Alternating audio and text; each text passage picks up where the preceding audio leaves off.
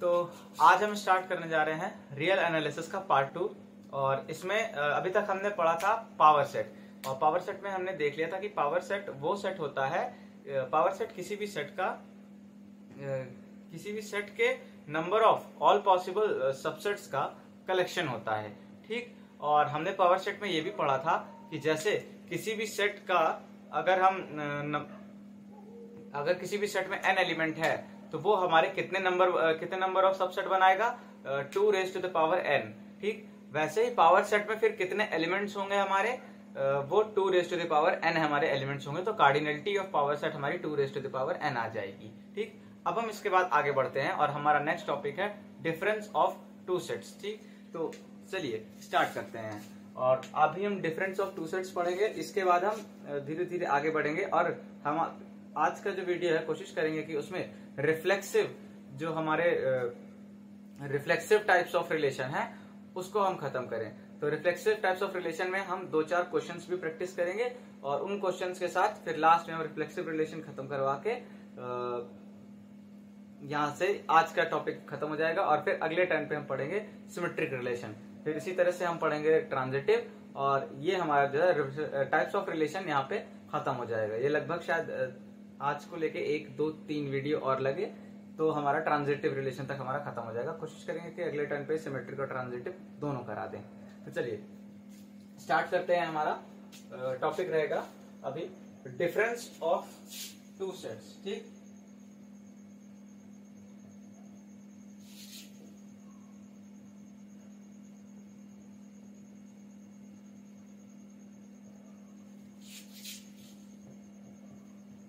दो सेट का हमारा डिफरेंस, तो हम सिंपल जल्दी जल्दी इसको करते हैं। हम जानते हैं कि 2 सेट के डिफरेंस हम कैसे डिफाइन करते हैं। मान लेते हैं ये सेट A है, ठीक, और ये सेट मान लेते हैं हमारा B है। ठीक। ये हमारा A है और ये हमारा B है। अब अगर हमको कहा जाए कि A माइनस B हमें फाइंड आउट करना है, यानी कि A में से B के सारे एलिमेंट हम निकाल देंगे। हम क्या करेंगे, A में से B के सारे एलिमेंट हम निकाल देंगे। तो यानी कि A में से B के ये सारे एलिमेंट हमने निकाल दिए। बचा कितना, केवल ये बचा। तो हमारा ओरिजिनल आंसर जो है वो केवल ये रहेगा। इसको हम कहेंगे A माइनस B। ठीक।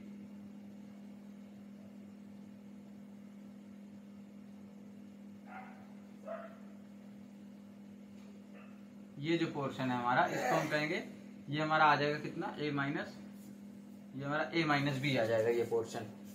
अब ऐसे ही अगर हमें कहा जाए कि B माइनस A निकालना है, तो अब की बार हम B में से A के सारे एलिमेंट हटा देंगे और हमारा क्या आ जाएगा, ये पोर्शन आ जाएगा। B में से A के सारे एलिमेंट अगर हमने हटा दिए तो हमें केवल ये बचा रह जाएगा हमारे पास, ये पोर्शन, इतना पोर्शन हमारे पास बचा रह जाएगा, ये वाला, ये जो है B। ठीक। तो आप समझ गए होंगे कि A माइनस B को हम वेन डायग्राम पे कैसे रिप्रेजेंट करते हैं। अब एक एग्जांपल के थ्रू समझ लेते हैं। जैसे मान लेते हैं A है हमारे पास 1 2 3 4 5 6 7 8। ठीक। और B है हमारे पास 3 5 7, ठीक, और 9। ठीक। ये हमारे पास B है। अब अगर हम करेंगे A माइनस B, ठीक, इसको बोलते हैं A माइनस B नहीं बोलते हैं, सेट की जब भी हम बात करते हैं तो हम इसको बोलते हैं A डिफरेंस B।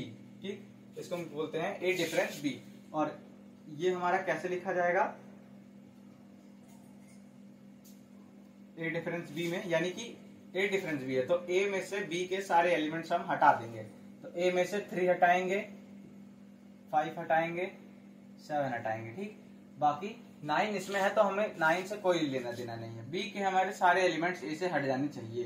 ठीक। अब 9 पहले से ही हटा हुआ है तो हम उसको को नहीं कंसीडर करेंगे। तो यहाँ पे हमारा जो आ जाएगा वो आ जाएगा 1 2 4 6 8।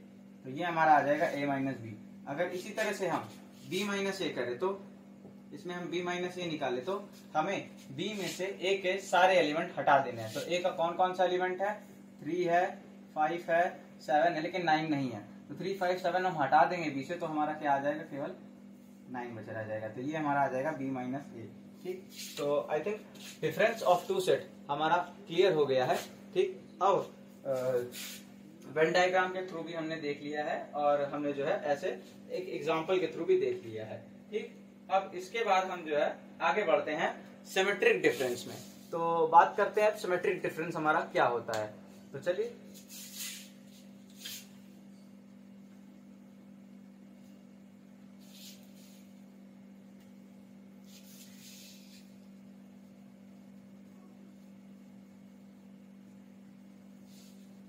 तो अब हमारी हेडिंग रहेगी सिमेट्रिक डिफरेंस।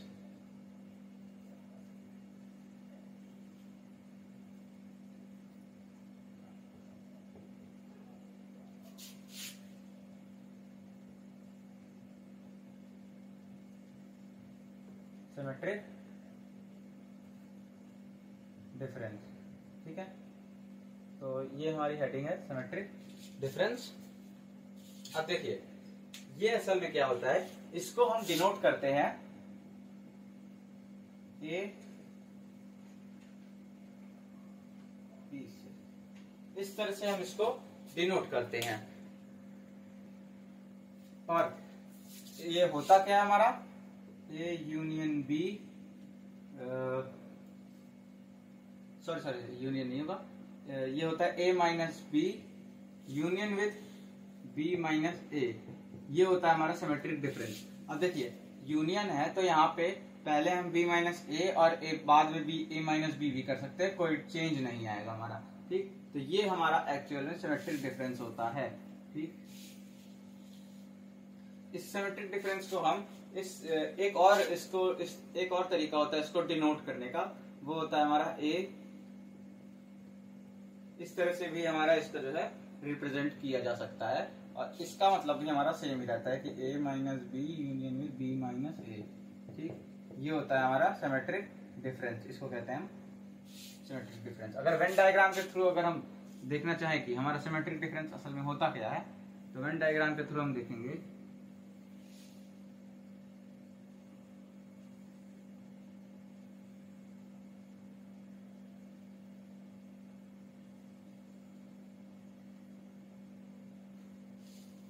तो मान लेते हैं अगर हमारा ये ए है और ये हमारा मान लेते हैं अगर हमारा बी है। ठीक, तो सिमेट्रिक डिफरेंस की अगर हम बात करें तो ए माइनस बी यानी कि ये पोर्शन और बी माइनस ए, बी में से ए हटा दिए, मान लेते हैं ये ए है और ये बी है, अगर तो बी में से ए का सारा चीजें हटा दिए तो ये बचा।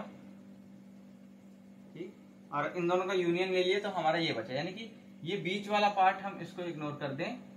ठीक, तो ये बाकी जितना भी एरिया ए और बी में है वो हमारा सिमेट्रिक डिफरेंस इंप्लाई करेगा। ठीक, तो ये हम वेन डायग्राम के थ्रू समझ लिए और हमारा सिमेट्रिक डिफरेंस हमारा असल में ये होता है। और इसको इस सिंबल से भी डिनोट किया जाता है, चाहे हम ट्रायंगल से कर दें या फिर इसको डेल्टा कह सकते हैं, लेकिन होता ही हमारा सिमेट्रिक डिफरेंस है। ठीक, और इसको चाहे हम इस सिंबल से रिप्रेजेंट कर दें।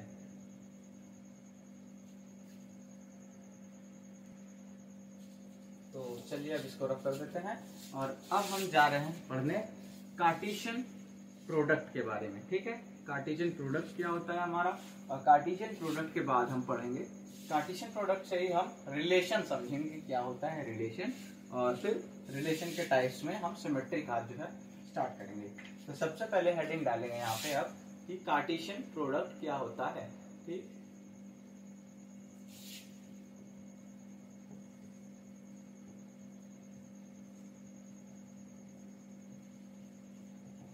ठीक, कार्टेशियन प्रोडक्ट।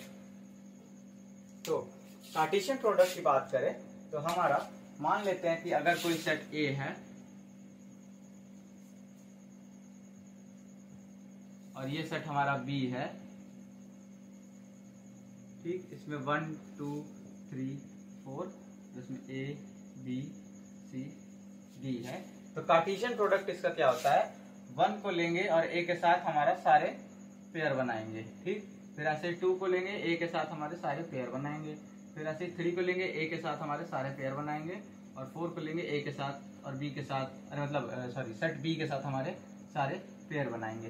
तो ये सारे जो हमारे पेयर्स बनेंगे इन सब का, ये मतलब कि इन सब को अगर हम एक सेट बना दें इन सारे पेयर्स को लेके, तो उसको हम क्या कहते हैं, उस सेट को हम कहते हैं कार्टेशियन प्रोडक्ट। ठीक है, तो चलिए आइए रियल एनालिसिस की लैंग्वेज में अगर हम कार्टेशियन प्रोडक्ट को लिखना चाहें तो वो कुछ इस तरह से होगा कि कार्टेशियन प्रोडक्ट को आप जानते हैं कि क्रॉस से डिनोट किया जाता है। जैसे कि ये है तो इसको हमारा डिनोट किया जाएगा ए क्रॉस बी से। ठीक, उसको हमारा ए क्रॉस बी से। तो आइए देखते हैं इसको हम रियल एनालिसिस की लैंग्वेज में। ए क्रॉस बी अगर है ये तो इसको डिनोट किया जाएगा, ये एक सेट होगा तो हमारा सेट हमेशा कर्ली ब्रैकेट में के अंदर आता है। ठीक, ये एक ऐसा सेट होगा जिसमें ए के और बी के एलिमेंट हमेशा जो है मतलब ऑर्डर पेयर में रहेंगे। ठीक, एक पेयर में रहेंगे। तो मान लेते हैं पेयर्स में है तो यानी कि x, y में है।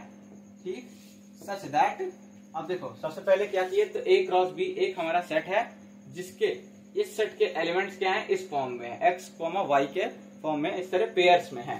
ठीक, अब हम अगली इंफॉर्मेशन इस सेट में जो देंगे वो x और y की देंगे। ठीक, तो सच दैट या इस तरह लगा दीजिए डॉट, या फिर आप इस तरह भी कर सकते हैं, सच दैट x जो होगा बिलोंग्स टू a सेट, यानी a क्रॉस b में x जो है वो हमारा a से बिलोंग करेगा। ठीक, और या फिर यहाँ कॉमा लगाएंगे and y belongs to b। ठीक, y जो होगा हमारा b से बिलोंग करेगा। तो ये हमारा रियल की लैंग्वेज में हमने डिफाइन कर दिया कि हमारे कार्टेशियन प्रोडक्ट क्या होते हैं। या फिर आप इसी तरह से इसको और थोड़ा मॉडिफाइड वे में लिखना चाहें, ये तो सिंपल लैंग्वेज थी, लेकिन अगर हम मॉडिफाइड वे में लिखना चाहें तो इसको हम इस तरह से लिख सकते हैं, a क्रॉस जो b है वो हमारा आएगा x, y such that for all x, क्योंकि हम हर x की बात कर रहे हैं। ठीक, for all x belongs to a, सारे x हमारे a में बिलोंग कर रहे हैं, and for all y belongs to b। तो ये हमारा जो है कार्टेशियन प्रोडक्ट हो गया। हम इसको मैं आपको सजेस्ट करूंगा कि आप इस तरह से इसको जो है प्रेजेंट करना सीखें तो ज्यादा बेहतर रहेगा, क्योंकि इसमें कोई भी तरह की गलती की गुंजाइश नहीं है, क्योंकि आपने फॉर ऑल हर x की बात कर दी है यहाँ पे और हर y की बात कर दी है। ठीक, तभी ये हमारा कार्टेशियन प्रोडक्ट बनेगा। अभी हमें फंक्शंस और रिलेशंस वाले चीजें हमें दिमाग में नहीं लानी है। कार्टेशियन प्रोडक्ट इसका मतलब कि सारे कनेक्शंस बनाने हैं हमको। फंक्शंस में हम देखते हैं कि इसके 2 इमेज तो नहीं, इसकी 3 इमेज तो नहीं, लेकिन हम यहाँ पे भी नहीं देखेंगे, यहाँ पे हमें सारे क्रॉस कर देने हैं। ठीक, तो ये होता है हमारा कार्टेशियन प्रोडक्ट। तो चलिए अब एक बार इसका हम कार्टेशियन प्रोडक्ट लिख के भी देख लेते हैं कि a क्रॉस b हमारा आ क्या रहा है। हमने जैसे एग्जांपल लिया तो हमारा जो a क्रॉस b आ रहा है इसके हिसाब से वो हमारा क्या आ रहा है 1। देखिए एक सेट रहेगा 1, a है इसमें, देन 1, b है इसमें, देन 1, c है इसमें, 1, d है इसमें। ठीक, फिर 2 सेट तो 2, a, 2, b, 2, c, फिर 2, d। ठीक है, 2, d। फिर क्या है 3, a, 3, b, 3, c, 3, d, फिर 4, 1 सॉरी 4, a, 4, b, 4, c। ठीक, और 4, d। तो हम देख सकते हैं कि हमने जो है सारे पेयर्स लिखे हैं, यहाँ पे कोई भी पेयर हमने नहीं छोड़ा है। ठीक, तो कार्टेशियन प्रोडक्ट का मतलब यही होता है कि हम सारे पेयर्स जैसे a से b में हम सारे पेयर्स बनाएंगे, इस तरह के ऑर्डर्ड पेयर जितने भी पॉसिबल हैं हम सब वहां पे बना के लिखेंगे। ठीक, तो ये हमारा हो गया कार्टेशियन प्रोडक्ट। अब इसमें एक चीज नोट डाउन करने वाली होती है कि जो हमारे कार्टेशियन प्रोडक्ट है इसमें कितने नंबर ऑफ एलिमेंट्स आए हैं। अगर हम काउंट करें तो 1, 2, 3, 4, 5, 6, 7, 8, 9, 10, 11, 12, 13, 14, 15, 16, 16 आए हैं। ठीक, तो कार्टेशियन प्रोडक्ट में जितने मतलब कि अगर हम किसी भी 2 सेट के कार्टेशियन प्रोडक्ट की कार्डिनलिटी निकालें, ठीक, यानी कि a क्रॉस b अगर हम निकालें, इसकी कार्डिनलिटी निकालें तो ये हमारा कितना आता है। सेट a में मान लेते हैं हमारे n एलिमेंट्स हैं अगर, और सेट b में अगर हम मान लेते हैं कि m एलिमेंट्स हैं, तो ये हमारा कितना आता है n × m आता है। ये हमारी कार्डिनलिटी आती है। अब जैसे कि हमने सेट ए में भी 4 लिए थे, सेट बी में भी 4 लिए थे, तो 16 आ रहा था। 1 2 3 4 5 6 7 8 गिने थे, यहाँ पे भी 8 गिने थे, तो वो हमारा कितना आया था, 16 आया था। ठीक, तो ये 4 इंटू 4 16। तो ये चीज नोट कर सकते हैं कि द नंबर ऑफ, यहाँ पे लिख सकते हैं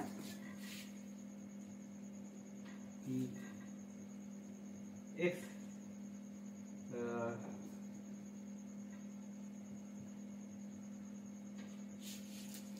ए सेट ए, यहाँ सेट ए लिखेंगे, if set A contains, if set A contains n elements, ठीक, and set B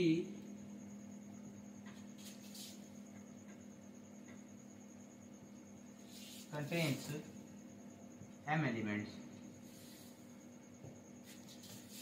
then A cross B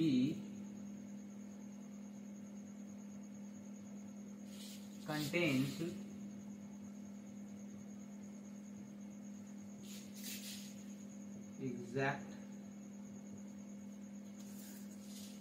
exactly m into n number of elements। इतने एलिमेंट्स हमारे जो है कंटेन करेगा। तो ये शायद आपका कट रहा होगा, ठीक है। ये तो अब आपको दिख रहा होगा कि यहाँ पे हमने क्या लिखा है, ठीक है। तो ये था हमारा कार्टेशियन प्रोडक्ट क्या होता है, ठीक। अब देखें इसमें कोई पॉइंट अगर छूट तो नहीं, कोई पॉइंट नहीं छूट रहा है, ठीक। तो यही था हमारा कार्टेशियन प्रोडक्ट क्या होते हैं। अब इसके बाद हम आइए रिलेट करते हैं कि, या फिर डिफाइन करते हैं कि रिलेशन क्या होते हैं। रिलेशन में हमारे यही से आते हैं, ठीक। तो सभी जानते हैं कि ये हमारा x जो होता है ये हमारा फर्स्ट कोऑर्डिनेट होता है, और जो y होता है ये हमारा सेकंड कोऑर्डिनेट होता है, ठीक है, किसी भी कार्टेशियन प्रोडक्ट में, ठीक। जैसे ये हमारा 1 1 1 1 3 2 4 जितने भी हैं सब, ये सब फर्स्ट कोऑर्डिनेट है, और a b c d हमारे सेकंड कोऑर्डिनेट हैं, ठीक। चलिए अब अगला हम डिफाइन करते हैं रिलेशन क्या होता है, ठीक। तो रिलेशन हम क्या करते हैं कि हमारा जो a क्रॉस b है, यानी कि कह सकते हैं कार्टेशियन प्रोडक्ट है, उन्हीं में से कार्टेशियन प्रोडक्ट, मतलब कि जब भी हम कार्टेशियन प्रोडक्ट की बात करें तो हम इस सेट की बात कर रहे हैं, ठीक। ये ऑर्डर्ड पेयर वाले सेट की, ऑर्डर्ड पेयर जो सेट कंटेन कर रहा है ये वाला, उसकी बात कर रहे हैं। तो हमारा जो ये ऑर्डर्ड पेयर कंटेन करने वाला सेट है, उनमें से अगर हम कुछ एलिमेंट्स यानी कि कुछ ऑर्डर्ड पेयर लेके एक अपने कंडीशंस और टर्म्स पे अगर हम कोई एक सेट बनाते हैं, तो उस सेट को हम रिलेशन डिफाइन करते हैं, ठीक। अब उस सेट की हमारी कंडीशंस कुछ भी हो सकती हैं, ठीक, यानी कि उसी से हम डिफाइन करते हैं कि रिलेशन की, मतलब कि क्या रिलेशन है, उस रिलेशन के हिसाब से हम वो सेट तैयार करते हैं, जिसको हम कहते हैं कि if R is a relation, और आर इज इक्वल टू हम एक सेट के बराबर लिख देते हैं। तो यानी कि वो रिलेशन के आधार पे ही हम उस सेट को बनाए हैं, ठीक, या फिर रिलेशन की कंडीशंस के आधार पे। तो चलिए हम रिलेशन यहाँ पे डिफाइन करते हैं। हेडिंग डालेंगे रिलेशन,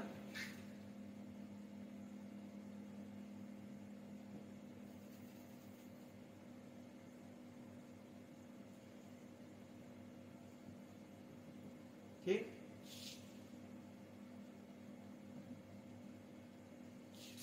तो इस रिलेशन जो हमारा होता है उसमें लिखेंगे, अगर हमारा ए और बी दो सेट है, यानी कि let A and B be two sets, let A and B be two sets, then a relation, वो आ रहा है, अरे वो तो पर कट रहा, चलिए ठीक है, ठीक। तो relation if late A and B be two sets, then a relation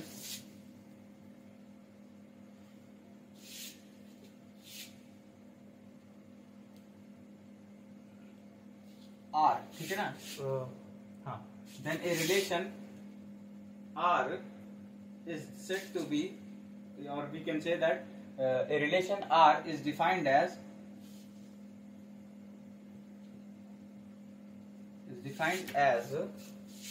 कैसे डिफाइन करा जाएगा इसको? ये जो R होगा that will be a subset of A cross B। ये रिलेशन हमारा हमेशा A क्रॉस B का सबसेट होगा। क्यों? क्योंकि हमने पहले ही कहा था कि ये जो A क्रॉस B है ये एक हमारा इस तरह का सेट बनाता है जिसमें हमारे x, y के ऑर्डर्ड पेयर होते हैं, है ना, डिफरेंट डिफरेंट, ठीक। तो हमने कहा था कि इनमें से ये A क्रॉस B में से यानी कि कार्टेशियन प्रोडक्ट में से कुछ ऑर्डर्ड पेयर अगर हम सेलेक्ट कर ले, ठीक, और उनका अगर हम एक सेट बना लें, ठीक, कुछ ऑर्डर्ड पेयर हम सेलेक्ट करके, ठीक, तो उस सेट को हम क्या डिफाइन कर देते हैं? रिलेशन डिफाइन कर देते हैं, ठीक। अब हम कौन कौन से ऑर्डर्ड पेयर सेलेक्ट करेंगे वो डिपेंड करेगा कि हम कैसा रिलेशन चाहते हैं, यानी कि रिलेशन की कंडीशन पे डिपेंड करेगा, ठीक। तो ये होता है हमारा रिलेशन। यहाँ पे फोकस करने वाली बात यह है कि हमने कहा है ये जो रिलेशन है ये हमारा या तो A क्रॉस B का सबसेट होगा या खुद A क्रॉस B हो सकता है, ठीक। तो यहाँ पे हम देख सकते हैं कि ये एक इम्प्रॉपर सबसेट वाला मैंने साइन यहाँ पे यूज किया है, तो पिछली चीजें भी आप रिवाइज करते रहिए। तो R जो है यहाँ पे ये A क्रॉस B का सबसेट होता है, ठीक, उसी को हम रिलेशन डिफाइन करते हैं, ठीक है। तो चलिए हम इसके कुछ एग्जांपल्स ले लेते हैं, जैसे कि A B मान लेते हैं कोई एक सेट है,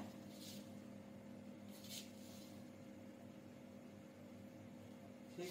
तो A मान लेते हैं हमारा है 1 2 3 और B मान लेते हैं हमारा है A B C, ठीक। अब A क्रॉस B अगर है हमारा तो ये हमारा कितना होगा? A क्रॉस B हम फटाक से बनाते हैं 1 A 1 B 1 C, फिर आता है हमारा 2 A 2 B 2 C, ठीक। ये हमारा बन गया रिलेशन, है ना। ये हमारा A क्रॉस B का हमारा जो है, अरे सॉरी 3 का बच्चे ले लिया अभी, 3 का नहीं बचा है ना, 2 C, ठीक। अब क्या आएगा? 3 A 3 उधर जगह है, हाँ है काफी है, 3 B एंड 3 C, ठीक। तो ये हमारा रिलेशन बन गया। अरे रिलेशन कह रहे हैं, ये हमारा कार्टेशियन प्रोडक्ट हमने A क्रॉस B का लिख दिया। अब इससे हमें रिलेशन फाइंड आउट करना है। तो पहले आप लोग बताएंगे अब कि R1 R2 और R3 ये रिलेशन है कि नहीं?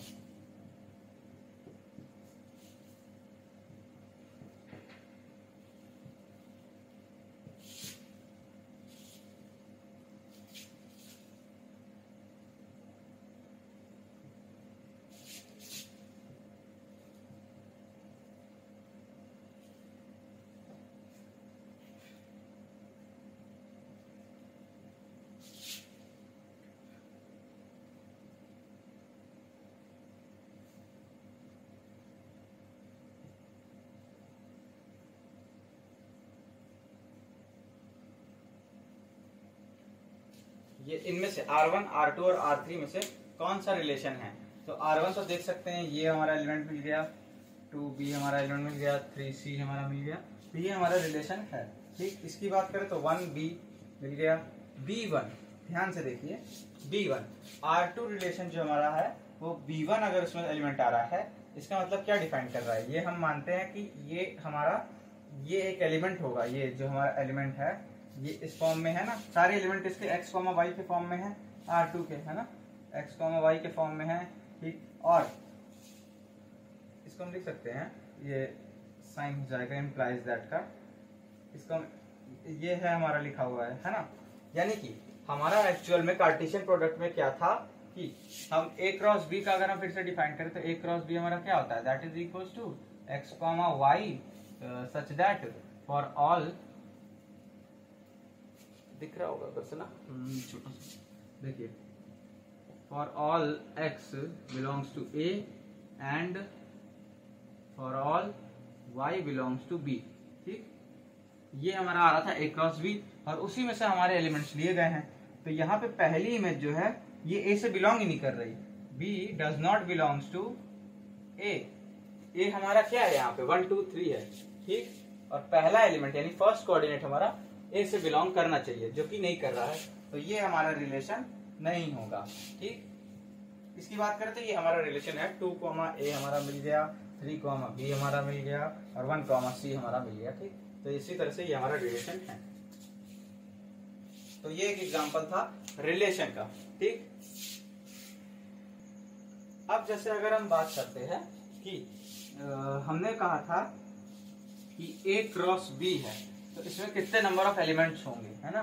तो हम जानते हैं कि अगर a में हमारे m एलिमेंट्स हैं और b में हमारे n एलिमेंट्स हैं, तो a क्रॉस b में हमारे टोटल m n एलिमेंट्स होंगे, है ना। a में हमारा m कितना आ रहा है 3 एलिमेंट्स है, m भी हमारा 3 एलिमेंट्स है, तो mn हमारा कितना आ रहा है, ये हमारा 9 आ रहा है। ठीक, तो वैसे ही उस हिसाब से हमारे 9 एलिमेंट्स यहाँ पे हैं। लेकिन अब रिलेशन मान लेते हैं हम a क्रॉस b से कितने तरह के रिलेशन बना सकते हैं, है ना। हम मतलब कि कितने तरह के रिलेशन a से बना सकते हैं। तो हम जानते हैं कि जो हमारा रिलेशन होता है ये हमारा सबसेट होता है a क्रॉस b का, है ना। ये हमारा रिलेशन होता है a क्रॉस b का, यानी कि a क्रॉस b का कोई भी सबसेट हमारा कोई ना कोई रिलेशन जरूर होगा, है ना। a क्रॉस b का हमारा कोई भी अगर सबसेट है तो वो हमारा रिलेशन जरूर होगा, यानी कि तो a क्रॉस b से हम कितने रिलेशंस बना सकते हैं। तो हम जानते हैं कि a क्रॉस b के हम जितने सबसेट्स बना सकेंगे उतने ही रिलेशन हमारे a क्रॉस b पे डिफाइन हो पाएंगे, यानी कि a क्रॉस b के हम कितने नंबर ऑफ सबसेट्स बना सकते हैं। अगर a क्रॉस b में हम मानते हैं नंबर ऑफ एलिमेंट्स पहले फाइंड आउट करेंगे कितने हैं, तो a क्रॉस b में हमारे नंबर ऑफ एलिमेंट्स हैं m इंटू n, तो इसके द्वारा बनाए गए नंबर ऑफ सबसेट्स कितने होंगे 2 raise to the power mn, है ना। यानी कि कितने रिलेशंस बनाएगा a cross b 2 raise to the power mn। ठीक, तो हमारा यही बात हम लिख देंगे। ठीक, तो इसी बात को लिख लेते हैं कि नंबर ऑफ इस तरह से पॉइंट्स लिखने लिखते हैं। चलिए,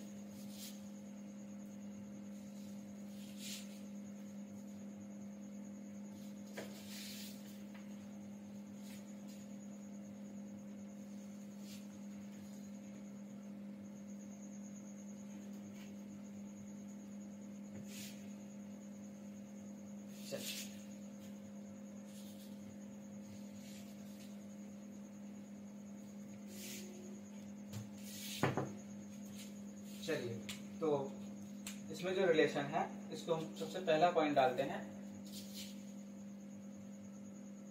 पहला point, number of element in a cross b is. ठीक, a की कार्डिनलिटी दी हुई है m और b की कार्डिनलिटी दी हुई है n। ठीक, a और b की कार्डिनलिटी दी गई है, सो a क्रॉस b की कार्डिनलिटी हमारी कितनी होगी, यहाँ पे लिख देंगे। So a cross b is equal to mn। ठीक, now second, number of possible, या फिर लिख सकते हैं all possible,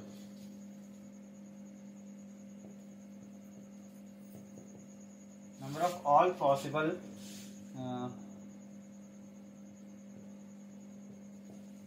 subsets of a cross b, क्योंकि a क्रॉस b भी हमारा एक सेट ही है।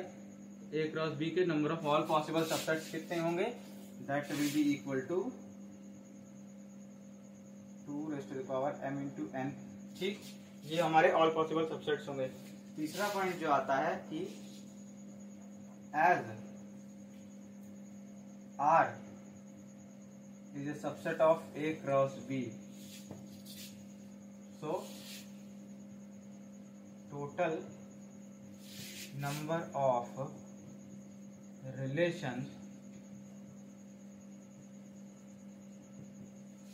defined या फिर लिख सकते हैं आप total number of relations made by A cross B are equal to 2m into n।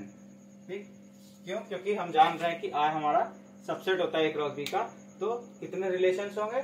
जितने हमारे इसके सबसेट बनेंगे और इसके सबसेट हमारे इतने बनेंगे। तो ये हमारे नोट करने वाले पॉइंट हो गए कार्टेशियन प्रोडक्ट से। ठीक, और कार्टेशियन प्रोडक्ट और उसके बाद हमारे रिलेशन के टॉपिक से हमारे ये नोट करने वाले पॉइंट हो गए। आइए अब आते हैं, हम स्टार्ट करते हैं टाइप्स ऑफ रिलेशन। तो हम स्टार्ट करने जा रहे हैं टाइप्स ऑफ रिलेशंस में रिफ्लेक्सिव रिलेशन। तो चलिए,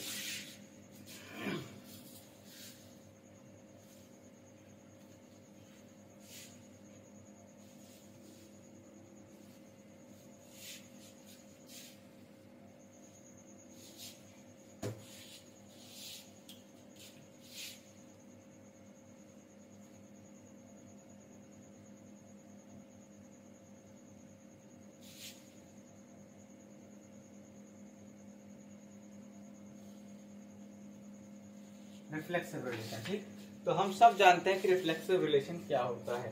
रिफ्लेक्सिव रिलेशन होता है कि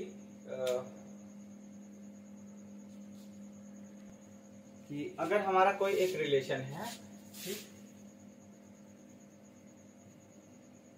अगर हमारा रिलेशन है और उसमें इस तरह के एलिमेंट्स जैसे 1, 1, 2, 2, 3, है ना, इस तरह के रिलेशन मतलब उसमें एलिमेंट्स है, तो हम उसको रिफ्लेक्सिव रिलेशन कहते हैं। तो चलिए पहले हम डिफाइन कर देते हैं इसकी डेफिनेशन से। तो reflexive relation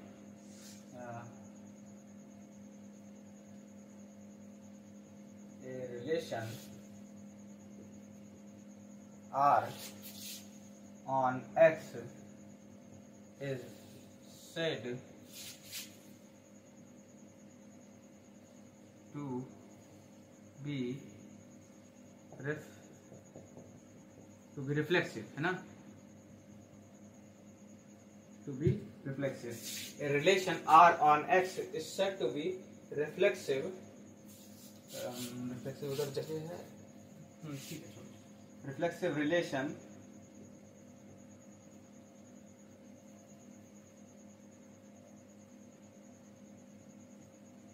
said to be reflexive relation if इसको कैसे डिफाइन करेंगे? R is equals to x comma ये जो इसका जो ऑर्डर पेयर बनेगा, देखो R एक ऐसा रिलेशन होगा, R एक्चुअली में तो रिफ्लेक्सिव रिलेशन वाला जो होगा वो एक सेट होगा, है ना, और उस सेट में जो हमारे ऑर्डर पेयर होंगे वो किस फॉर्म में होंगे? x कॉमा x के फॉर्म में होंगे, है ना, x कॉमा x के फॉर्म में होंगे, such that for all x belongs to capital X, है ना। अब यानी कि देखो यहाँ पे relation R on X, on X का मतलब क्या है कि X क्रॉस X का जो कार्टेशियन प्रोडक्ट बना होगा उसमें से हम ले लेके एक रिलेशन बनाएंगे। ठीक, और वो रिलेशन अगर हमारा इस फॉर्म में है, यानी कि x कॉमा x है और कोई एलिमेंट है तो 1 कॉमा, मतलब जितने भी इस फॉर्म में x कॉमा x के फॉर्म में आ रहे हैं, ठीक, जहाँ पे x हमारा x क्रॉस x से बिलोंग कर रहा है या फिर कह सकते हैं कि x से बिलोंग कर रहा है, ठीक, तो वो हमारा जो है रिफ्लेक्सिव रिलेशन होता है। जैसे कि हम बताते हैं एक एग्जाम्पल के थ्रू। मान लेते हैं हमारा x कितना है, 1, 2, 3 है हमारा x, ठीक, ये हमारा x है। अब सबसे पहले हम क्या करेंगे? x क्रॉस x निकालेंगे, है ना। तो x क्रॉस x अगर हमने फाइंड आउट किया तो ये हमारा आ रहा है 1,1 और 1,2, 1,3, 2,1, 2,2, 2,3, ठीक, और फिर 3,1, 3,2, 3,3, ठीक। ये हमारा जो है कार्टेशियन प्रोडक्ट आ गया x क्रॉस x का, ठीक। ये हमारा रिलेशन है, है ना, ये हमारा मतलब रिलेशन का फॉर्मेट होगा। तो देखिए इनमें से ये जो हमारा कार्टेशियन प्रोडक्ट बना है इसमें से हम कुछ एलिमेंट्स लेंगे, ठीक, और एक सेट में हम रखे देंगे, तो उस सेट को हम एक रिलेशन कहेंगे। अब ये जो रिफ्लेक्सिव रिलेशन है ये कैसा रिलेशन होता है कि ये जो हमारा कार्टेशियन प्रोडक्ट आया इनमें से हम इस टाइप के एलिमेंट्स ही ले, इस टाइप की, ये देखिए जिसमें x और y दोनों हमारे सेम हो, ठीक, उस टाइप के एलिमेंट्स ले लें तो वो हमारे रिफ्लेक्सिव रिलेशन आते हैं। मतलब कि रिफ्लेक्सिव रिलेशन के लिए हमारे x टाइप के रिलेशन तो होने ही चाहिए, बाकी किसी भी तरह के हो उससे हमको मतलब नहीं है, ठीक। यानी कि यहाँ पे रिफ्लेक्सिव रिलेशन हमारा क्या होगा, 1, 1, 2, 2 एंड 3, 3, ठीक, ये हमारा रिफ्लेक्सिव रिलेशन होगा। इसका मतलब कि यहाँ पे जो हमने लिखा है a relation R on X, X मतलब कि X क्रॉस X से जो कार्टेशियन प्रोडक्ट आएगा और उसमें से हम जो उसमें से उसके वो कार्टेशियन प्रोडक्ट में से हम कुछ ऑर्डर पेयर लेंगे और उससे एक रिलेशन डिफाइन करेंगे, तो वो R है, ठीक, जो कि किससे बना है, X क्रॉस X के कार्टेशियन प्रोडक्ट से बना है, ठीक। और इस R को हम डिफाइन कैसे कर रहे हैं, x, for all x belongs to x, ठीक है ना, यानी कि x पहला एलिमेंट और जो दूसरा एलिमेंट है या फिर कह सकते हैं जो दूसरा कोऑर्डिनेट है वो दोनों हमारा सेम हो, ठीक। और ऐसे है ये दोनों, मतलब ये जो दोनों एलिमेंट है ये कहाँ से लिए जा रहे हैं, तो ये जितने भी x हैं, ठीक, अगर हम 1 ले, 2 ले, 3 ले, 4 ले, इस सारे x हैं वो सारे x हमारे ये वाले कैपिटल X वाले सेट में बिलोंग जरूर करने चाहिए, ठीक। और अगर इसमें बिलोंग करेंगे तभी ना हमारे कार्टेशियन प्रोडक्ट में दिखेंगे, और अगर कार्टेशियन प्रोडक्ट में दिखेंगे तो वहीं से लेके हम यहाँ पे रिलेशन में लिखेंगे। तो अब आपको कुछ समझ आ रहा होगा कि ये रिफ्लेक्सिव रिलेशन क्या है। लेकिन यहीं पे अगर हम इसको लिखें R इज इक्वल्स टू 1, 1, 2, 2 और बस इतना लिख के छोड़ दें, तो क्या ये रिफ्लेक्सिव रिलेशन है? अगर हम इसको R1 कहते हैं, इसको R2 कहते हैं, तो क्या ये रिफ्लेक्सिव रिलेशन है? या फिर अगर हम R3 लिखें इज इक्वल्स टू 1, 1, 2, 2, 3, और 3, 1 लिख दें और 2, 1 लिख दें और 1, 2 लिख दें, है ना, इस तरह से ये सब लिख दें, ठीक। ये हमारा बताना पड़ेगा R3 रिफ्लेक्सिव रिलेशन है कि नहीं, ठीक। और तो देखो पहला वाला तो रिफ्लेक्सिव रिलेशन है, साफ साफ दिख रहा है क्योंकि हर जो है एलिमेंट वो x, x के फॉर्म में है, ठीक, तो रिफ्लेक्सिव रिलेशन है। अब दूसरा एलिमेंट लेकिन x, x के फॉर्म में तो है, लेकिन असल में जो R की रिक्वायरमेंट है या फिर जो कंडीशन हम कह सकते हैं इस स्टेटमेंट के थ्रू हमें बताई जा रही है वो ये है कि x, x के फॉर्म में हमारा ये ऑर्डर पेयर होने ही चाहिए, ठीक, और सारे x हमारे x से बिलोंग हो, ठीक है। ये हमारा रिफ्लेक्सिव रिलेशन की रिक्वायरमेंट होती है। इसके बावजूद भी कोई पेयर हो तो वो भी चल जाएंगे। यही चीज हम यहाँ से दिखाए हैं कि देखिए यहाँ पे दिखाया वो चीज, हम यहाँ पे कुछ और चीज दिखाया, जैसे 1, 1 है, 2, 2 है, लेकिन 3, 3 नहीं है यहाँ पे। और यहाँ क्या कह रहा है कि x, x होना चाहिए फॉर ऑल x, ठीक, हर एक x के लिए, सारे x के लिए जो कि x में है। तो इस कैपिटल X में अगर हम देखें, सेट X में देखें तो 1, 2, 3 है हमारा, ठीक, लेकिन 3 के लिए हमारा यहाँ पे वो x, x फॉर्म में एक ऑर्डर पेयर नहीं है। और यहाँ पे कंडीशन कहती है कि for all x, her x के लिए होना चाहिए। ये देखिए हर एलिमेंट के लिए x के होना चाहिए, तो वो चीज यहाँ पे नहीं है, इसलिए ये रिफ्लेक्सिव नहीं कहलाएगा, ठीक।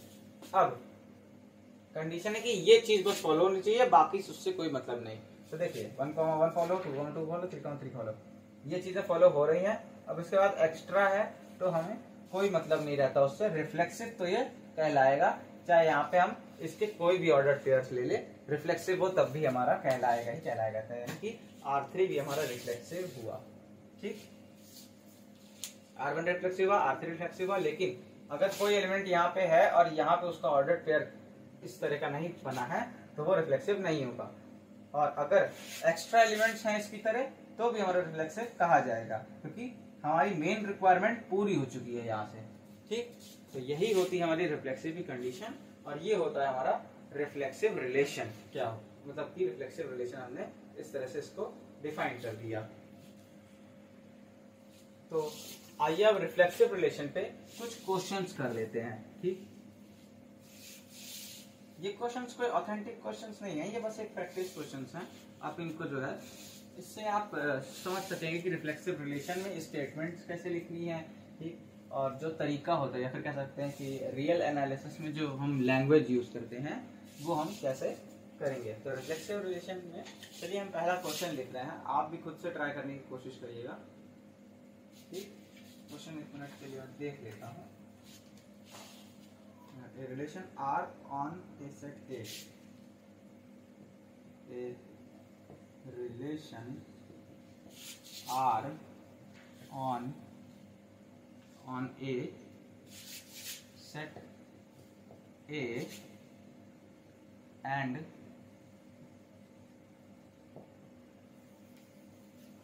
defined as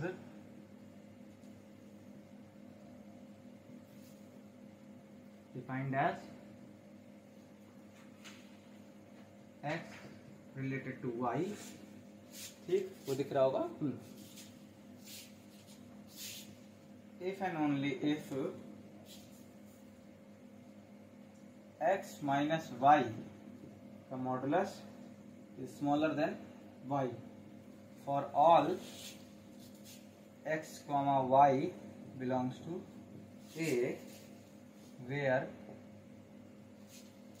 A is a set of real number। ठीक, set of real number bracket में लिख लेंगे, सेट ऑफ रियल नंबर्स। ठीक, तो कंडीशन क्या है, now check the given relation is reflexive और नॉट। पता करना है कि जो हमारी दी हुई रिलेशन है ये रिफ्लेक्सिव है कि नहीं। ठीक, तो इसका जो सोल्यूशन आएगा आप लोग पहले खुद से ट्राई कर लिए, उसके बाद हम अब इसका सोल्यूशन लिखने जा रहे हैं। तो यहाँ पे दिया हुआ देखिए इसका सोल्यूशन जो है, लेट नहीं, इट इज गिवन है ना, given that A is equals to set of real number। ठीक, and our relation is, और हमारा जो रिलेशन है वो कितना दिया है, R is equals to x minus y का मॉड, सॉरी इस तरह से है ये, x comma y such that x minus y modulus smaller than y for all x comma y belongs to A। ठीक, ये हमारा जो है रिलेशन दिया हुआ है। ठीक है, और A हमारा क्या है, रियल नंबर है, तो यहाँ पे हम लिख सकते हैं बिलोंग्स टू रियल नंबर। ठीक, अब ध्यान से देखिए, x minus y is smaller than और इक्वल टू y। अगर हम किसी तरह से प्रूफ कर दें कि x माइनस वाई कोई भी एक रियल नंबर लेके, क्योंकि x और y हमारे रियल नंबर ही हैं, कोई भी एक रियल नंबर लेके प्रूफ कर दें कि ये जो है स्मॉलर नहीं ग्रेटर आ जा रहा है, तो ये हमारा रिफ्लेक्सिव रिलेशन नहीं हो पाएगा। ठीक, जैसे कि मान लेते हैं हम x is equals to, let x is equals to -2। ठीक है, देन इफ वी टेक, हमने क्या लिया, देखो इस ऑर्डर्ड पेयर में x की वैल्यू हमने क्या ली है, -2 ली है। ठीक, तो -2 माइनस ऑफ y की वैल्यू हम क्या लेंगे, -2। क्यों, क्योंकि हमें रिफ्लेक्सिव रिलेशन चेक करना है। ये देखो दिखाते हैं आपको, हमको अगर हमारा R रिफ्लेक्सिव रिलेशन है, ठीक, इफ, ये मैं लिख रहा हूं, ये हमारे सॉल्यूशन में नहीं आएगा, if R is reflexive then it satisfy any of the ordered pairs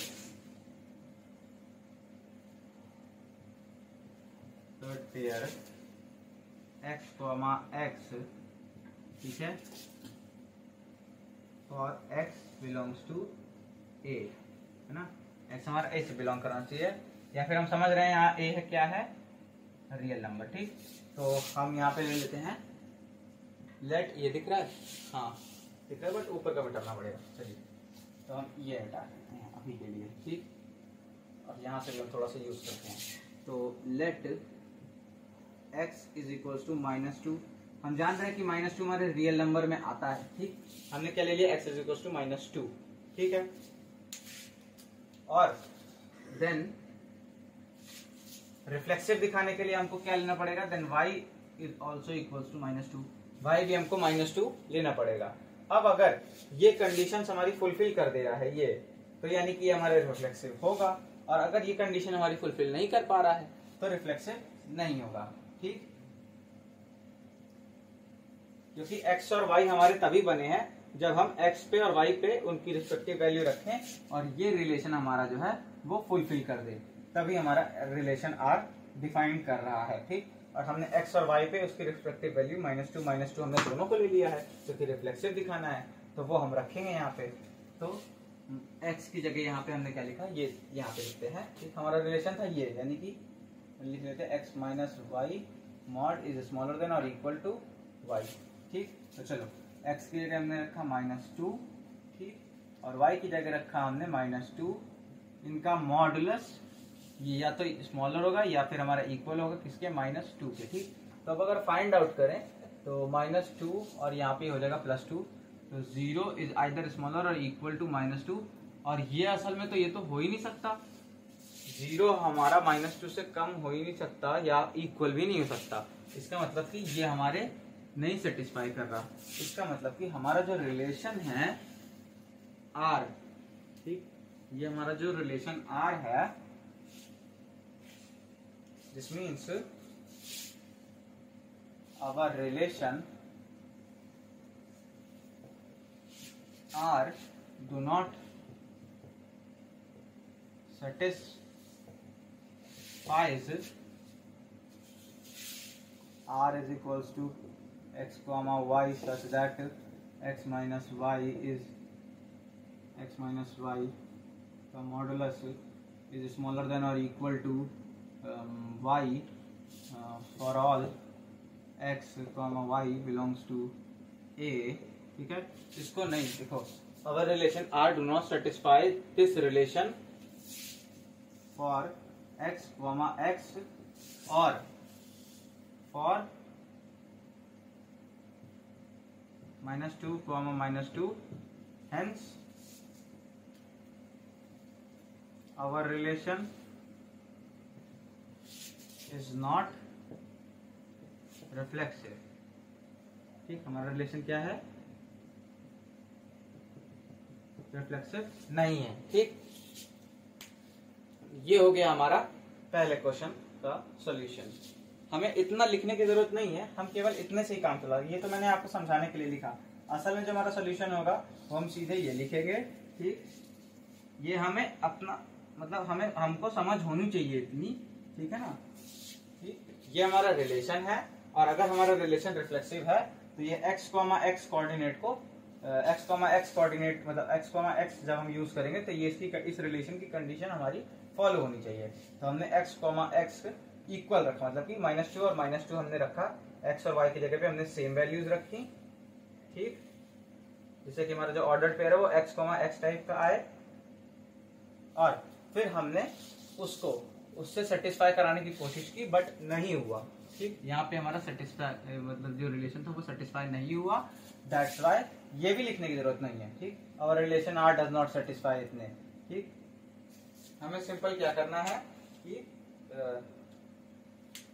यहाँ पे लिख देते हैं हम, यहाँ पे, या फिर ये लिख सकते हैं, ठीक। Our relation do not satisfy this equation for x, x, और या फिर डायरेक्ट लिख देते हैं इसकी जगह for -2, -2, hence our relation is not reflexive. केवल इतना आंसर था, एक लाइन ये लिखते, दूसरी लाइन ये लिखते, तीसरी लाइन, चौथी लाइन, 5 लाइन में आंसर आपका आ जाता, ठीक। तो ये 5 लाइन का आंसर था, बहुत ही छोटे छोटे में होते हैं लेकिन बहुत ही अजीब से लगते हैं। तो हमको इनकी लैंग्वेज सीखनी होगी, इनको यूज़ करने का। वो मैं आपके एक्सप्लेनेशन के लिए उतना वहाँ पे लिखा था, ठीक। बट आपको असल में इसकी सीखनी होगी लैंग्वेज कैसे यूज़ करनी है, ठीक। और आप अपने मन से भी कर सकते हो, बस तरीका सही होना चाहिए और आप अच्छे से एक्सप्लेन कर पा रहे हो कि क्या आप उसमें लिख रहे हो। अब हम अगला तो ये है हमारा अगला क्वेश्चन और चलते हैं हम लोग इस क्वेश्चन को सॉल्व करते हैं।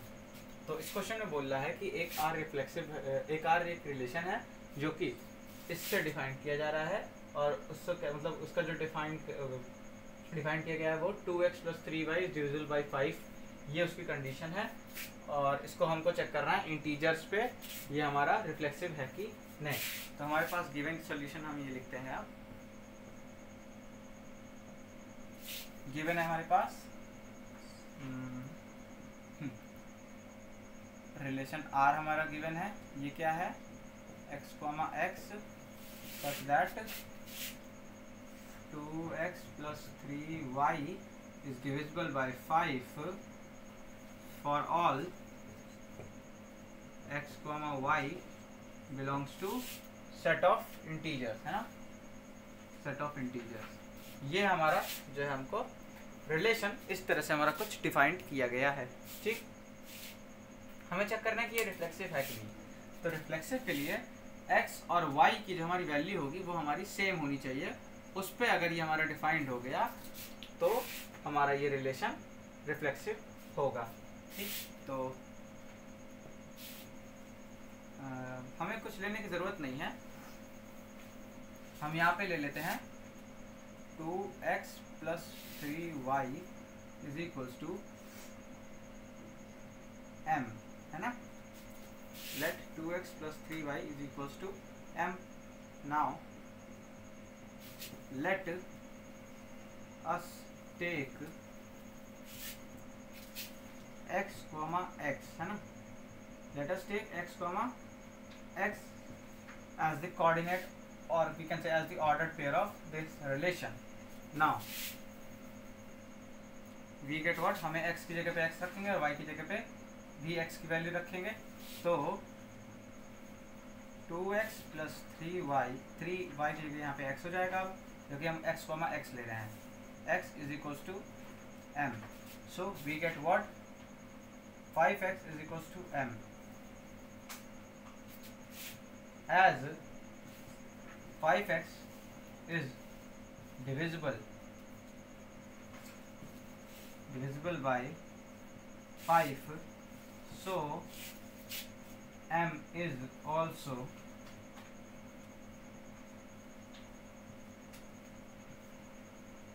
divisible by 5 as m is equals to 2x + 3y, so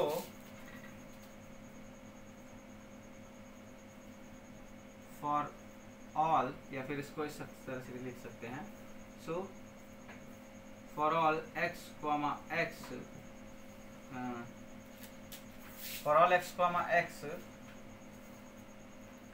relation for all x, where x belongs to set of integers, for all x, where x belongs to set of integers, our relation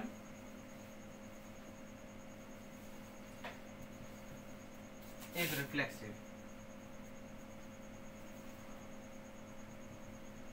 our relation is reflexive, ठीक है। I hope ये आ रहा हो, ठीक। our relation is reflexive, ये हमारा prove हो गया। बस इतने में देखिए हमारा ये प्रूव हो गया। इसको हम इस तरह से भी कर सकते हैं, इसको एक जैसे कहते हैं ना कि प्रूफ करने का सबका अलग अलग तरीका होता है, ये तरीका भी सही है। और अब हम एक और तरीके से कर सकते हैं, वो तरीका भी हमारा सही होगा। जैसे इसको रब कर देते हैं इतना, ठीक। ये भी हमारा सही तरीका रहता है और वो भी हमारा सही तरीका रहता है। बस हमें कंफ्यूजन होती है क्योंकि हम सॉल्यूशन देते हैं और वो एक ही ढंग से लिखा रहता है, तो हम सोचते हैं सेम हम उसी तरीके से हम चले, तो ऐसा नहीं है, ठीक। हमारा जैसे हमने ये रिलेशन लिख दिया। अब for x,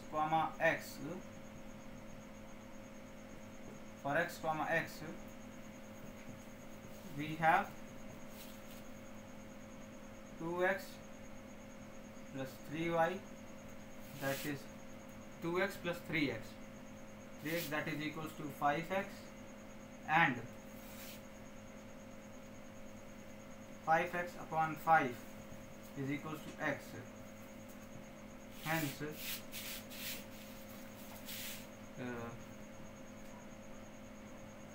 5x is divisible by 5, so relation R is reflexive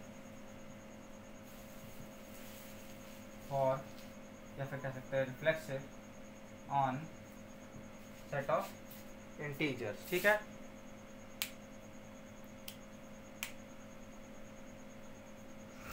और यहाँ पे हम इस तरह से भी लिख सकते हैं कि जैसे इस लाइन को लिखने से पहले हम ये भी लिख सकते हैं कि as x belongs to set of integers, so our relation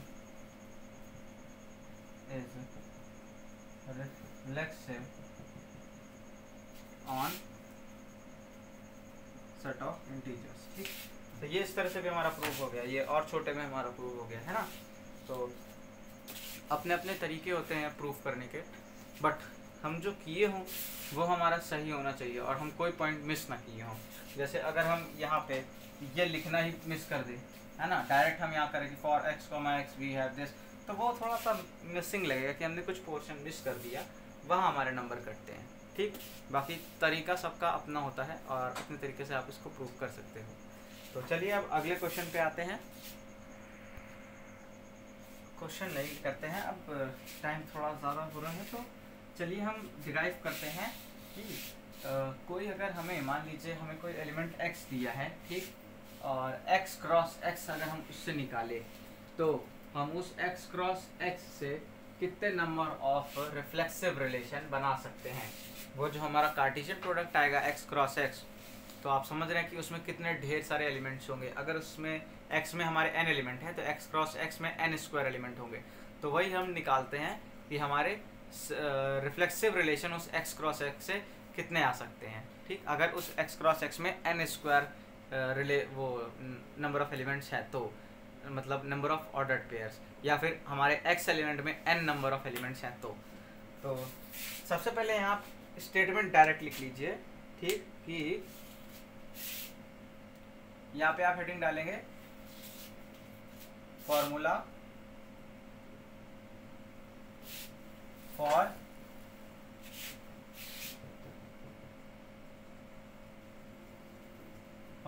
reflexive relation. ठीक, ये हेडिंग डालेंगे आप और लिखेंगे कि if x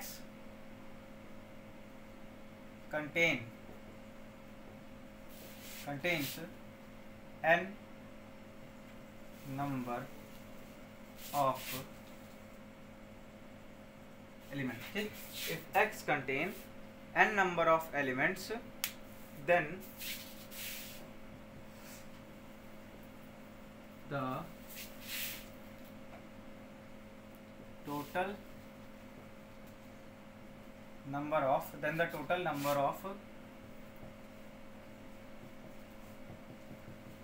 reflexive relation on x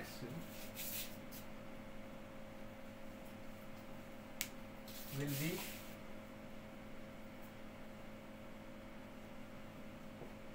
या फिर डायरेक्ट आप लिख लीजिए, then the total number of reflexive relation will be 2 raised to the power n into n minus 1। तो ये हमारे total number of reflexive relation आ जाएंगे। तो एक बार अच्छे से लिख देते हैं, विल बी वही जगह वही लिखते हैं, 2 raised to the power n into n minus 1। ठीक, तो ये हमारा होगा स्टेटमेंट। ठीक है, कि हम इस फॉर्मूले को यूज़ करेंगे अगर हमारे पास x में n एलिमेंट हैं, ठीक, अगर हमारे पास x में n नंबर ऑफ एलिमेंट है तो जो हमारा रिफ्लेक्सिव रिलेशन होगा वो हमारा 2 n into n minus one reflexive relation, उतने मतलब रिफ्लेक्सिव रिलेशन हमारी ये देगा x। ठीक, यानी कि अगर हम x क्रॉस x निकालें तो जो हमारा सेट आएगा उस सेट से अगर हम एलिमेंट्स निकाल के अलग अलग एक रिफ्लेक्सिव रिलेशन, दूसरा रिफ्लेक्सिव रिलेशन, तीसरा रिफ्लेक्सिव रिलेशन बनाए तो टोटल हमारे कितने रिफ्लेक्सिव रिलेशन इस तरह से काउंट करते करते आएंगे r, मतलब इन सब की अगर काउंटिंग करें सारे रिफ्लेक्सिव रिलेशन की तो उनका नंबर आएगा हमारा 2n into n minus one, जहाँ पे x की कार्डिनलिटी हमारी n है, यानी कि x में कितने नंबर ऑफ एलिमेंट है, n है। ठीक, आइए चलिए अब इसी चीज को हम प्रूफ करके दिखाते हैं।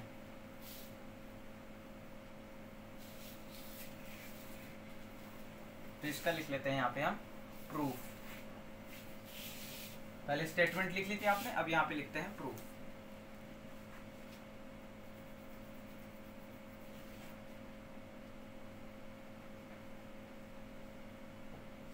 ठीक,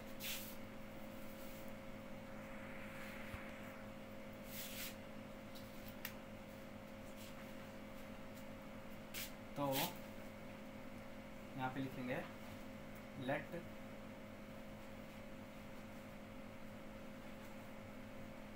x be a set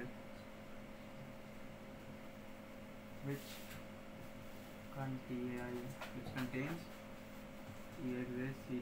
exactly n elements। ठीक, जो कि exactly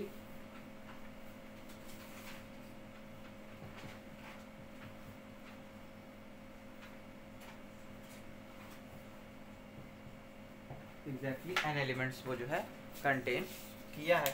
ठीक, यानी कि cardinality of x is equals to n। Now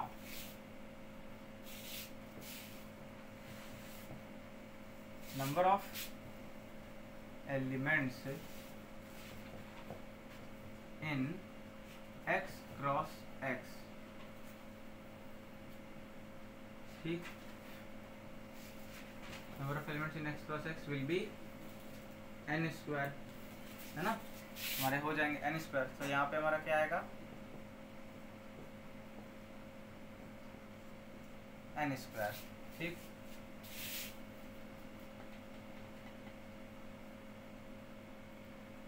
for the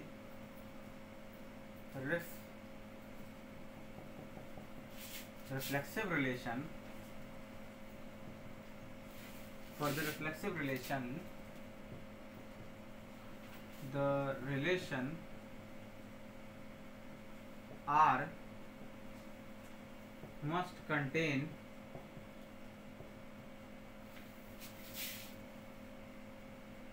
these n elements,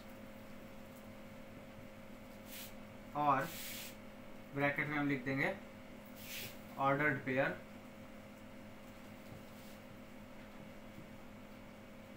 from x cross x।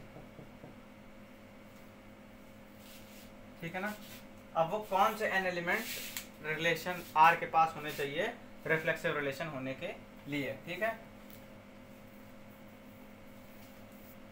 देखिए x क्रॉस x हमारा क्या आएगा, x क्रॉस x को अगर हम डिफाइन करेंगे तो ये कुछ इस तरह से आएगा 1,1 1,2, है ना, या फिर लिख सकते हैं 1,1 आया। ठीक, ये आ जाएगा 1,2 1,3 और 1,n। ठीक, फिर इसी तरह से आएगा हमारा 2,1 2,2 2,3 2,n। ठीक, फिर इसी तरह से हमारा चलता जाएगा और यह 1 2 3 से n,1 n,2 n,3 n,n। ठीक, ये हमारा x क्रॉस x इस तरह से हमारा आएगा अगर उसमें n एलिमेंट्स हैं तो x में। ठीक, ये हमारा जो है x क्रॉस x का वो आएगा। अब कौन से n एलिमेंट होने चाहिए इसमें, ध्यान से, अगर रिफ्लेक्सिव है तो हम जानते हैं कि x कोऑर्डिनेट और y कोऑर्डिनेट की वैल्यू हमारी सेम होनी चाहिए, यानी कि वो इस फॉर्मेट में होना चाहिए, है ना। तो पहला मिला ये 1 2, इसी तरह से आएगा 3,3 4,4 5,5 6,6 और n,n। तो कितने आए, 1 2 3 4 5 6 7 8 9। तो ये वाले सारे 9 एलिमेंट्स तो हमारे, अरे ये वाला नहीं, होने ही चाहिए, है ना। तो इन्हीं 9 एलिमेंट्स, मतलब अरे इन्हीं n एलिमेंट्स की वो बात कर रहा है, ठीक। तो चलिए इन्हीं n एलिमेंट्स की बात कर रहा है, तो हम समझ गए। अब हम यहाँ पे लिखते हैं these n elements, देखो, for the reflexive relation the relation R must contain these n elements, ठीक है ना। these n elements are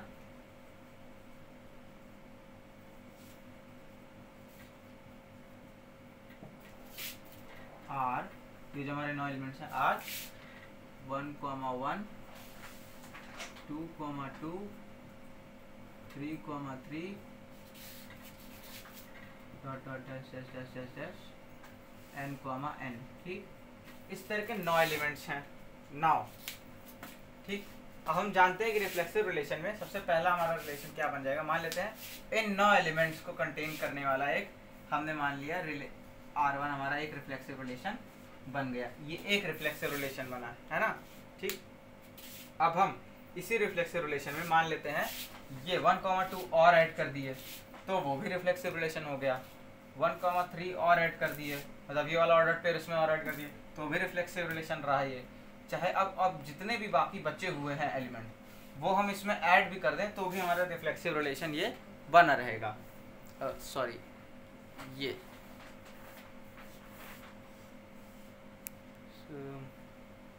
दिख नहीं रहा होगा, 1 मिनट रुकिए।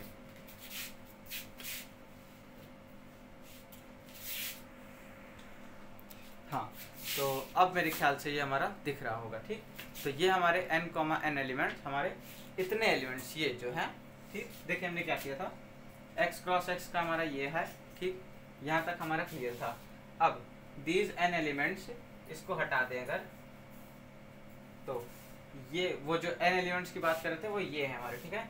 दीज n एलिमेंट्स आर, वो जो हमारे दोज n एलिमेंट्स, ठीक है ना, दोज n एलिमेंट्स आर हमारे ये हैं, ठीक। अब हमारा सबसे पहला रिफ्लेक्सिव रिलेशन क्या आता है, R1 की अगर हम बात करेंगे तो वो हमारा यही आ जाएगा, ठीक। अब अगर हम ये 1,2 ऑर्डर पेयर इसमें ऐड कर दें तो वो हमारा एक नया रिफ्लेक्सिव रिलेशन दे देगा, ठीक। फिर 1,3 ऐड कर दे तो और एक रिफ्लेक्सिव रिलेशन दे देगा। अगर इन दोनों को उठा के ऐड कर दे तो हमारा एक और नया रिफ्लेक्सिव रिलेशन दे देगा। तो इसका मतलब कि इसमें जितने भी ऑर्डर्ड पेयर हैं, इसमें कितने ऑर्डर्ड पेयर हैं, n² हैं, है ना, x क्रॉस x में, ठीक। उसमें से अगर ये n नंबर ऑफ एलिमेंट हम हटा दें, ठीक, तो जितने बचे हुए हैं वो सब हमारे ऐड करने पे एक नए रिफ्लेक्सिव रिलेशन देंगे। तो वही हमें फाइंड आउट करना है कि वो कितने रिफ्लेक्सिव रिलेशन देंगे, ठीक। तो जैसे कि ये हमारा n² है, ठीक। अब इसको ऊपर हम मिटा देते हैं, ये वाला, ठीक, चलिए। अब नाउ हम क्या करेंगे, इन n एलिमेंट्स को एक एलिमेंट मान लेंगे e, ठीक। अब एक एलिमेंट तो हमारा ये हो गया, या फिर हम इसको इस तरह से करते हैं, ये n एलिमेंट्स हमको पता लग गए। अब देखिए अब इसमें बचे कितने, now the element left in x cross x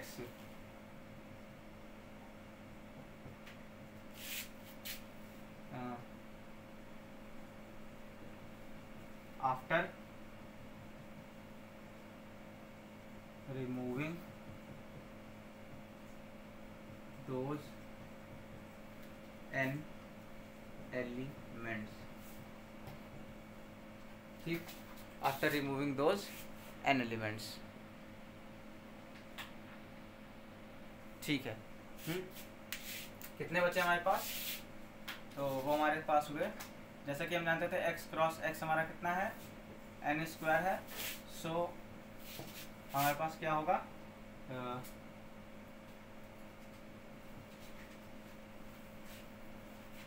so we have n square minus n elements, ठीक है ना, n एलिमेंट्स लेफ्ट, हमारे पास इतने एलिमेंट्स बचे हैं, ठीक। अब इसके अलावा जितने एलिमेंट्स बचे हैं उसमें, ठीक, मान लेते हैं कि हमारे पास कोई एक y एक सेट है जिसके पास इतने एलिमेंट्स है, n square minus n number of elements हैं, कितने हैं, n square minus n number of elements हैं, ठीक। ये कोई ऑर्डर पेयर नहीं है, ये एक इतने नंबर ऑफ एलिमेंट है, यहाँ 1 है, यहाँ 2 है, और ये हमारा n square minus nth term है सेट y का, ठीक। तो इसके कितने सबसेट बन सकते हैं, ठीक। तो हम मानते हैं कि अगर इसमें n एलिमेंट होते तो इसके कितने सबसेट बनते, 2n, लेकिन इसके कितने हैं, n स्क्वायर माइनस n है नंबर ऑफ एलिमेंट, तो इसके कितने सबसेट बनेंगे, 2n माइनस n सबसेट इसके बनेंगे, है ना, y के। सो हम यहाँ पे ये आपको समझाने के लिए y लिखे थे, यहाँ पे हम लिखेंगे कि number of subset formed by the remaining elements, number of subset form by the remaining elements, और वो कितने होंगे,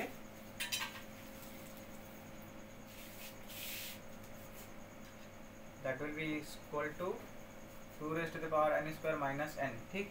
इतने नंबर ऑफ सबसेट हमारे फॉर्म होंगे बचे हुए एलिमेंट से।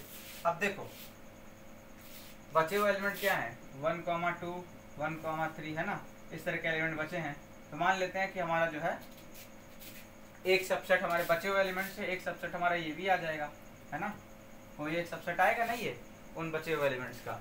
अब इसमें हम क्या करते हैं, अगर ये वाला ये 9 एलिमेंट्स, अगर हम इनको एक कोई एलिमेंट मान लें, इन सब को एक एलिमेंट के इक्विवेलेंट कर ले, ई मान लेते हैं, ठीक।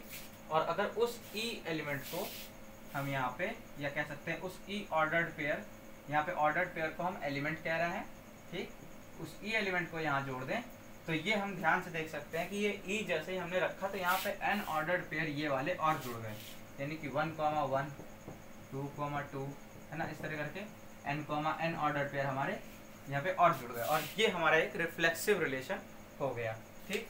तो इसी तरह से हम ये जो था 1, 2 और 1, 3, ये एक सबसेट था उस सेट का जिसमें n square minus n number of element बचे हुए थे, ठीक। तो ये एक सबसेट था। इसी तरह से n square minus n number of element में अगर हम ये जोड़ देंगे तो हमारे कितने रिफ्लेक्सिव रिलेशन बन जाएंगे, n मतलब 2n square minus n number of reflexive relation बन जाएंगे, ठीक। तो यहाँ पे हम डायरेक्ट अब लिख सकते हैं कि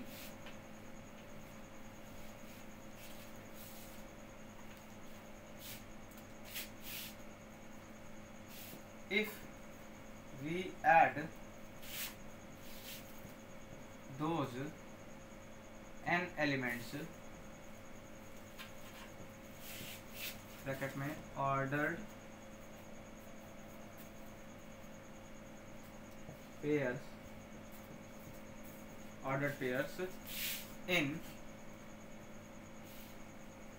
all these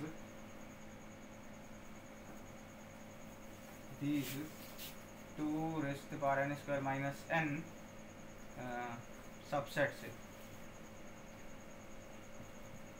then we have total 2n square minus n number of reflexive relation, ठीक है ना, रिफ्लेक्सिव, इतने हमारे पास नंबर ऑफ रिफ्लेक्सिव रिलेशन होंगे। Hence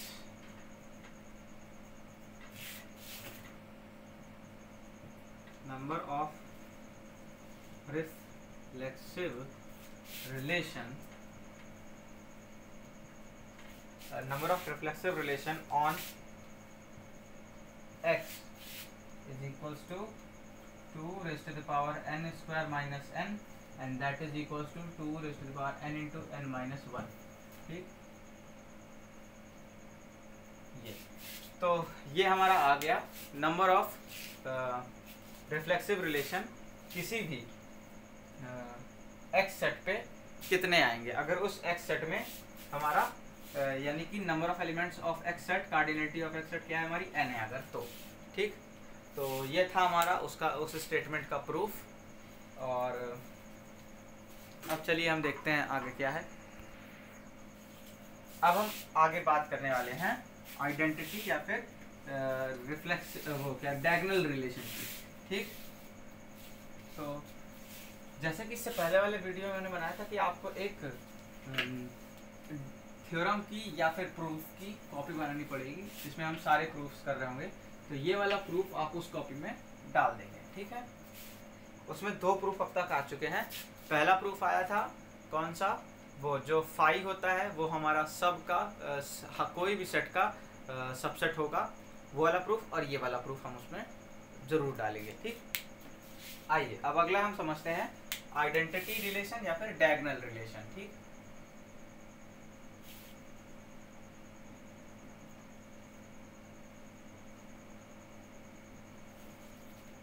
और यहाँ पे लिख सकते हैं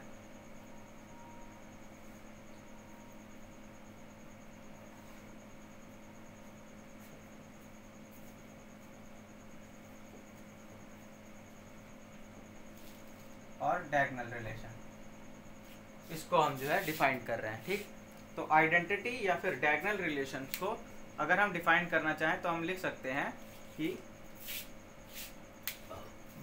इस तरह से इसको देख लेते हैं कि ये देखिए, late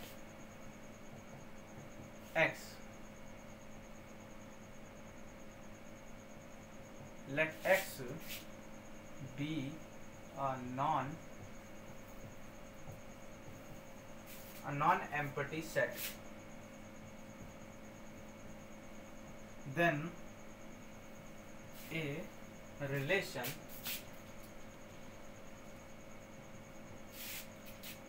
R belongs to x cross x। ठीक, मतलब जो हमारा R होगा वो किसका सबसेट होगा, x क्रॉस x का, है ना। रिलेशन हमारा x क्रॉस x का सबसेट होता है। देन द रिलेशन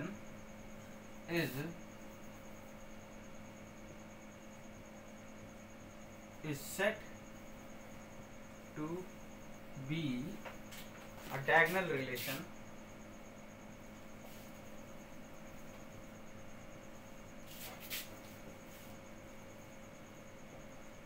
आप ब्रैकेट में लिख लीजिएगा, आइडेंटिटी रिलेशन दोनों सेम ही होता है। ठीक है ना, a diagonal relation if R is equals to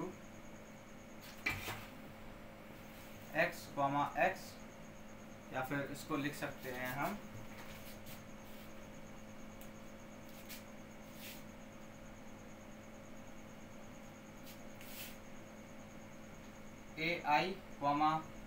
ai such that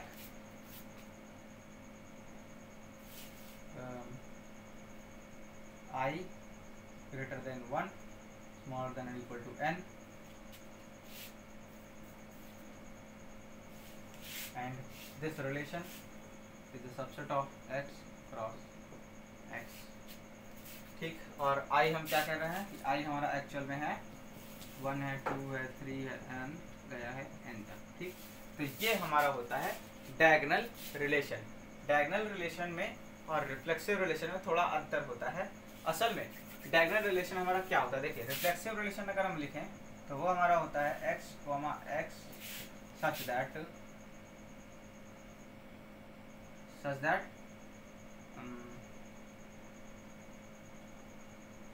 for all x belongs to set x। ठीक, ये होता है ना, और this relation is also a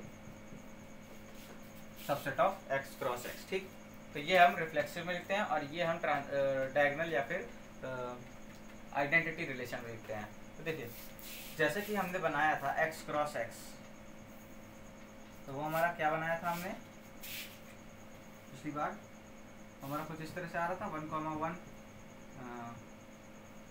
1, 2, 1, 3, 1, n, ठीक। फिर हमारा अगला आया था 2, 1, 2, 2, 2, 3, और हमारा आता है 2, n, ठीक। और इसी तरह से हमारा n, 1, n, 2, n, 3, n, n, ठीक। ये हमारा हो गया, ये हमारा x क्रॉस x हमारा यहाँ पे आ गया। अब हम अगर आइडेंटिटी रिलेशन देखें तो हमारा वो रिलेशन जो केवल ये एलिमेंट्स कंटेन किया हो, ठीक। यानी कि x, x, ये देखिए केवल इस टाइप के एलिमेंट्स कंटेन किया हो, उसी को हम आइडेंटिटी रिलेशन कहेंगे, ठीक। 1 से लेके n तक गया हो और कोई एलिमेंट इस रिलेशन में नहीं आता, लेकिन रिफ्लेक्सिव रिलेशन में ये सारे एलिमेंट्स तो आए ही आए, बट और कोई एलिमेंट भी आ सकता है, ठीक।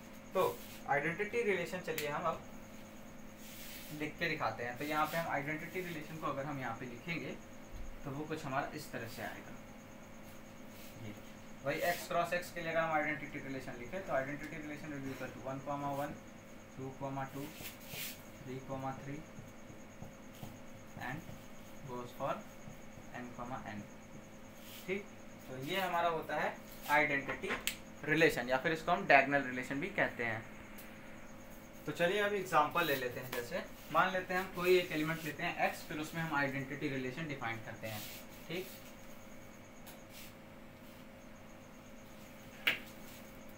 एग्जांपल, ठीक है। तो चलिए एग्जांपल लेते हैं। x हम मान लेते हैं 1, 2, 3। ये हमारा कोई एलिमेंट है, तो हमारा x क्रॉस x कितना बनेगा 1, 1, 1, 2, 1, 3, 2, 1, 2, 2, 2, 3 एंड 3, 1, 3, 2, 3, 3, ठीक। ये हमारा x क्रॉस x बन गया, ठीक है। अब यहाँ पे मान लेते हैं आइडेंटिटी रिलेशन इसमें जो बनेगा वो हमारा क्या बन रहा है 1, 1, 2, 2, 3, 3, ठीक। अब आपको बताना है कि ये तो चलिए आइडेंटिटी रिलेशन है, क्या ये हमारा R1 R2 हमारा 1, 1 मान लेते हैं, 2, 2 मान लेते हैं, ठीक। R3 1, 1, 2, 2, 3, 3, 1, 3, ठीक। ये अब इनमें से बताइए आइडेंटिटी रिलेशन कौन है, रिफ्लेक्सिव रिलेशन कौन है, ठीक। तो R1 R2 R3 हमने बताया है। तो देखिए ध्यान से R1 की अगर हम बात करें तो आइडेंटिटी दिख रहा है और रिफ्लेक्सिव भी दिख रहा है, ये ठीक। तो यही हमारा क्या है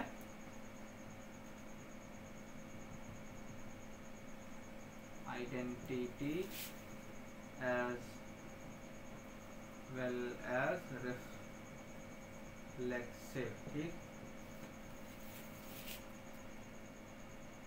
ठीक है, ये हमारा क्या है, ये ध्यान से देखें तो ना ही रिफ्लेक्सिव तो नहीं है ये, है ना, क्योंकि 3, 3 गायब है, और उसी तरह से रिफ्लेक्सिव नहीं है तो आइडेंटिटी भी नहीं है ये, है ना।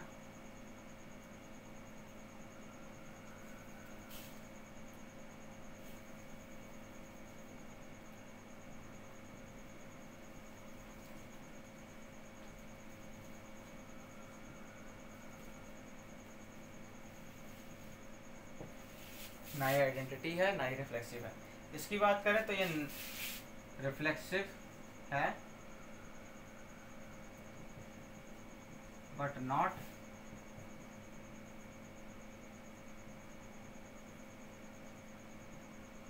आइडेंटिटी, ठीक है ना। आइडेंटिटी रिलेशन नहीं है लेकिन रिफ्लेक्सिव रिलेशन हमारा है, ठीक।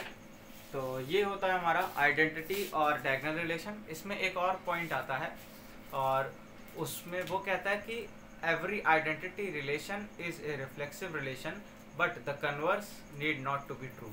ठीक, लिखवा देते हैं चलिए।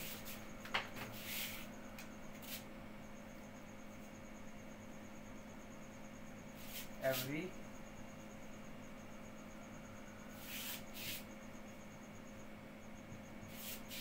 is a reflexive relation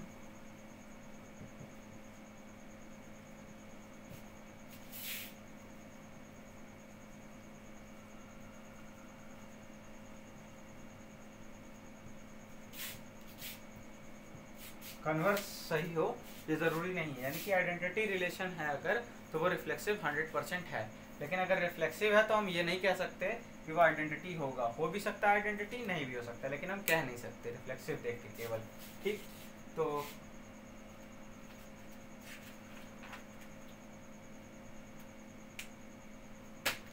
यहीं पे हमारा ख़त्म होता है रिफ्लेक्सिव रिलेशन। ठीक, इसमें एक छोटा सा टॉपिक और बचा है, वो है इनवर्स। इनवर्स एक्चुअली हम निकालना सीखेंगे उसमें, जब हम फंक्शंस पढ़ेंगे तो उसके बाद हम अच्छे से इनवर्स निकालना सीखेंगे। लेकिन यहाँ पे हम थोड़ा सा एक कार्टेशियन प्रोडक्ट के रिस्पेक्ट में कह सकते हैं, हम मतलब देखेंगे कि इनवर्स क्या होता है। जैसे कि मान लेते हैं अगर हमारा ये कोई R1 है, ठीक, तो R1 का अगर हमें इनवर्स निकालना है तो हम यहाँ से कह सकते हैं कि R1 का इनवर्स तो आप समझ सेम यही आएगा, है ना। R1 का इनवर्स हमारा सेम आता है। R2 का इनवर्स अगर हम नहीं, R2 भी नहीं, R3 का अगर हम इनवर्स की बात करें, R3 के अगर इनवर्स की बात करेंगे तो ये हमारा आएगा 1, 1, 2, 2, 3, 3 और 1, 3 है तो ये 3, 1। ठीक, यानी कि हम क्या करते हैं x और y को जस्ट एक्सचेंज कर देते हैं हर ऑर्डर्ड पेयर में। ठीक, तो वो हमारा इनवर्स दे देता है। ये हम कहाँ किसके रिस्पेक्ट में बता रहे थे, कार्टेशियन प्रोडक्ट या फिर ऑर्डर्ड पेयर की जो लिखावट होती है उसके रिस्पेक्ट में। जब हम फंक्शंस पढ़ेंगे तो हम उसमें दिखाएंगे कि डोमेन और रेंज के रिस्पेक्ट में भी हम फिर इनवर्स निकालना सीखेंगे। ठीक, तो ये कंप्लीट हो गया रिफ्लेक्सिव रिलेशन। अब अगला टॉपिक हमारा रहेगा सिमेट्रिक रिलेशन पे, और फिर हम ट्रांजिटिव करेंगे और फिर इसी तरह से हम धीरे धीरे आगे बढ़ते जाएंगे। ठीक, और ये जितना भी पढ़ाया जा रहा है ये सारा इलाहाबाद यूनिवर्सिटी के 2022 से 23 के सेशन पे बेस्ड है। ठीक, आई थिंक नहीं, इस साल का जो सेशन है, जो अगस्त में जिनका पेपर होने वाला है उससे, आई थिंक वो शायद 21 से 22 का सेशन है। तो ये उस पे बेस्ड है। और बस बाकी आज का ये टॉपिक कंप्लीट होता है। तब तक के लिए पढ़ाई करते रहिए।